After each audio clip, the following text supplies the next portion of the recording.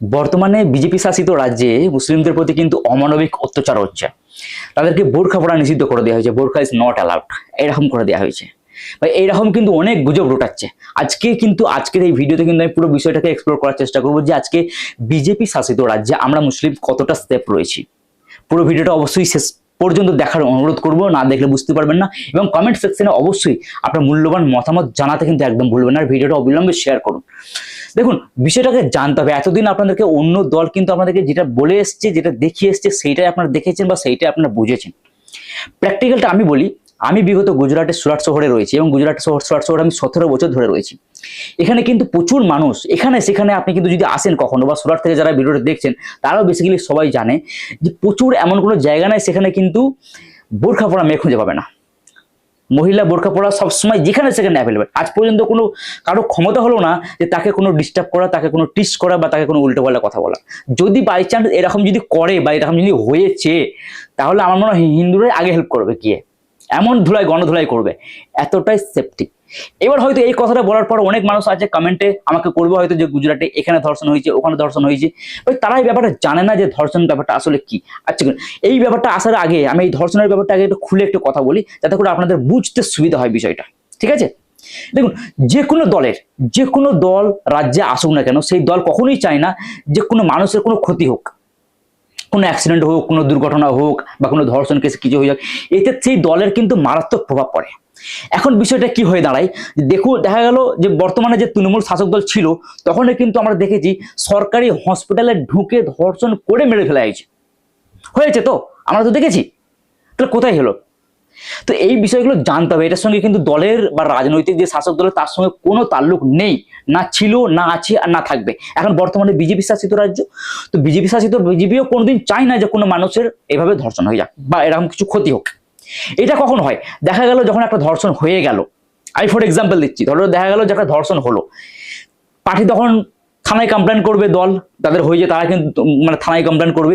তো দলের কাছে এটা যাবে, তো দলের কাছে যখন এই নোটিফিকেশনটা যাবে, তখন দল এটা দেখবে যে যে ধর্ষণটা করেছে সে কোন দলের অন্তর্ভুক্ত, সে কোন দল করছে, সেই কোন বুথে রয়েছে, সেই বুথের আমাদের কোনো সেইটার মধ্যে যদি আমি কোনো ইফেক্ট অ্যাকশন নিই, সেই অ্যাকশনে আমার দলের কোনো প্রভাব পড়বে কি না, এটা কিন্তু দল ভাবে। দেখা গেল যে বিজেপি শাসিত রাজ্যে বিজেপির এক কর্মী ধর্ষণ করে ফেলেছে। ঠিক আছে? এটা সব জায়গাতেই, সমস্ত দলে কিন্তু খারাপ মানুষ ভালো মানুষ থাকে, যেটা সিপিএমও ছিল, তৃণমূলও আছে, বিজেপিতেও আছে, খারাপ ভালো সব আছে। কিন্তু এর মতলব এই নয় যে কেউ ধর্ষণ করে দিল এই জন্য বিজেপি দায়ী, এটা কোনোভাবেই নয়। দেখা গেল যে বিজেপির কোনো কর্মী একটা ধর্ষণ করে, ফর এক্সাম্পল, এটা মাইন্ড করবেন না, ধরুন যে করে এরকম মেরে দিল, এবার সে দেখা গেল তার কাছে সে এমনই একটা বুথের লিডার, তার কাছে কিন্তু অনেক ভোট রয়েছে।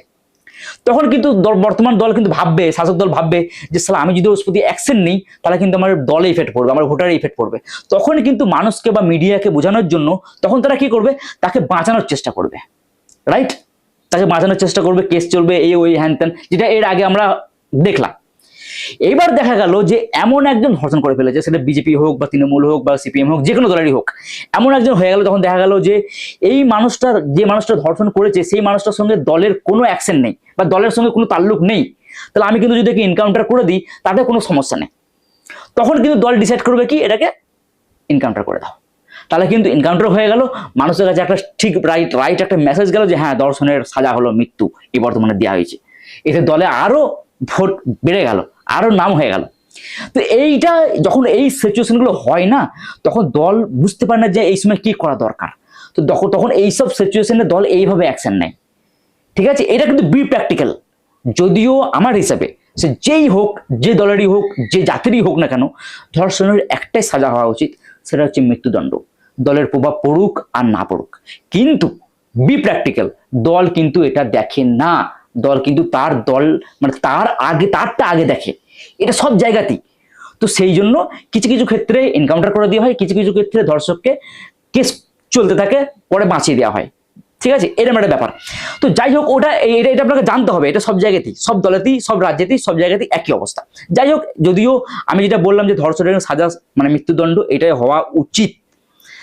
বাদ বাকি যাই হোক, আমি তো গুজরাটে রয়েছি, গুজরাটে এত বছর রয়েছে, আজ পর্যন্ত কোনোদিন দেখলাম না যে কোনো মহিলা মুসলিম বোরকা পরা তাদের প্রতি কোনো অ্যাটাক হচ্ছে।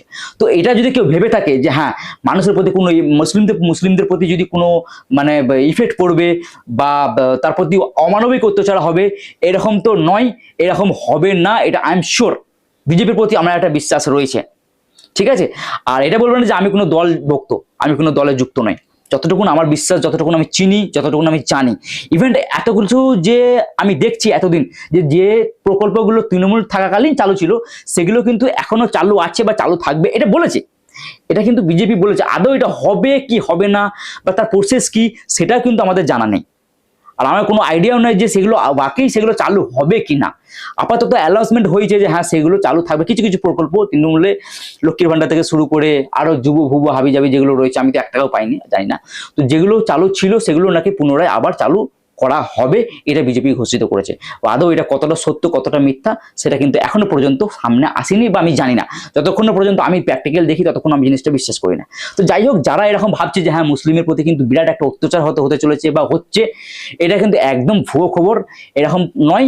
আপনার যেটা ইচ্ছা আপনি সেটা পড়তে পারেন, আপনি যখন খুশি যেখানে খুশি যেতে পারেন, যখন খুশি, দিন রাত, কোনো সমস্যা নেই। এটা একটা ভুয়ো খবর। কোনো মানুষ, কোনো দল, কোনো যদি আপনাকে এরকম যদি বলে থাকে তো তার ব্যাপারে, এইসব ব্যাপারে কোনো আইডিয়া নেই। বিজেপি শাসিত রাজ্যে মহিলা অনেক অনেক সেফ থাকবে। তবে হ্যাঁ, আমাদের মুসলিম কমিউনিটিকে আমি একটা অবশ্যই মেসেজ দেবো, যেখানে কোনো প্রোগ্রাম চলছে, হিন্দু ধর্মের কোনো একটা প্রোগ্রাম, এই মুহূর্তে এখন কিন্তু পুরো বাংলা গরম হয়ে আছে, চারিদিকে বিজয় মিছিল, গেরুয়া ফেরুয়া হ্যান ত্যান হাবিজাবি একটা থাকতে পারে।